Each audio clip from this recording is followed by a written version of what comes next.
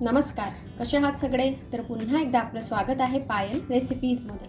आज आपण कच्च्या बटाट्यांपासून मस्त अशी रेसिपी बघणार आहोत. चला तर मग ती काय आहे बघूया. आता हे जे बटाटे आपण कट करून ठेवलेले होते, हे आपल्याला मिक्सरच्या भांड्यामध्ये टाकून छान असे बारीक करून घ्यायचे आहे. आणि इथे मी 2 मोठ्या साईजचे बटाटे घेतलेले होते. 3-4 हिरव्या मिरच्या आपल्याला घ्यायच्या आहेत. हे आपण बारीक करून घेऊ.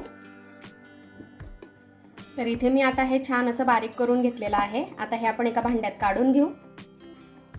आता यामध्ये आपल्याला एक छोटा चमचा अर्धा भरून आपल्याला हळदीची पावडर टाकायची आहे. अर्धा चमचा लाल तिखट, हे स्किप केलं तरी चालेल. आपण यामध्ये मिरची सुद्धा टाकलेली आहे. अगदी 1 पिंच एवढा आपल्याला गरम मसाला टाकायचा आहे. त्याचबरोबर हिंग, चवीनुसार मीठ टाकायचं आपल्याला. आता यामध्ये आपल्याला टाकायचं आहे तांदळाचं पीठ. तर इथे मी अर्धा कप तांदळाचं पीठ घेतलेलं आहे. आता हे आपण छान असं मिक्स करून घेऊ. आजची जी आपली रेसिपी आहे ती अगदी झटपट तयार होणारी आहे. सहज तुम्ही मधल्या वेळात कधीही बनवून खाऊ शकता. तर रेसिपी पूर्ण बघा आणि आवडली तर लाईक, शेअर, सबस्क्राईब करायला विसरू नका.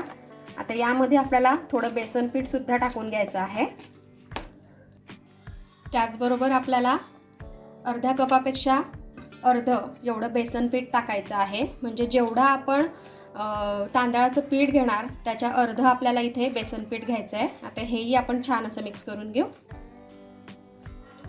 आता यामध्ये आपल्याला थोडं थोडं करून पाणी टाकायचं आहे आणि याचं एक छान असं स्मूथ बॅटर तयार करायचं आहे आपल्याला. तर बघा, इथे मस्तपैकी मी एक स्मूथ बॅटर हे तयार करून घेतलेलं आहे. आता यामध्ये आपण बारीक चिरलेली कोथिंबीर ॲड करूया. छान असं मिक्स करून घ्यायचं आहे आपल्याला. इथे आपलं बॅटर हे रेडी आहे. चला तर आता याच्या पुढची प्रोसेस काय आहे ते आपण बघूया. आता इथे मी तव्यावर थोडं तेल टाकून छान असं पसरवून घेतलेलं आहे. आता आपल्याला 1 चमचा बॅटर यावर ओतायचं आहे आणि छान असं पसरवून घ्यायचं आहे. थोडंसं तेल आपल्याला वरच्या साईडने सुद्धा टाकून घ्यायचं आहे.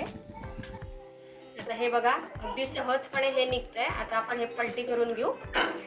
बघा किती मस्त आणि जाळीदार हे तयार झालेलं आहे. तुम्ही बघू शकता याची जाडी.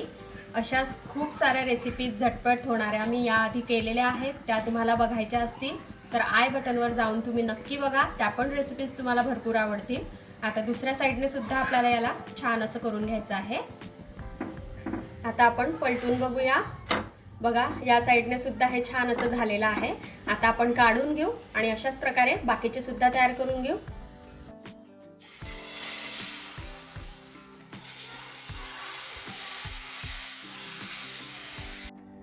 तर बघा, इथे आपली मस्त अशी कच्च्या बटाट्यापासून तयार होणारी रेसिपी जी आहे ती खाण्यासाठी रेडी आहे.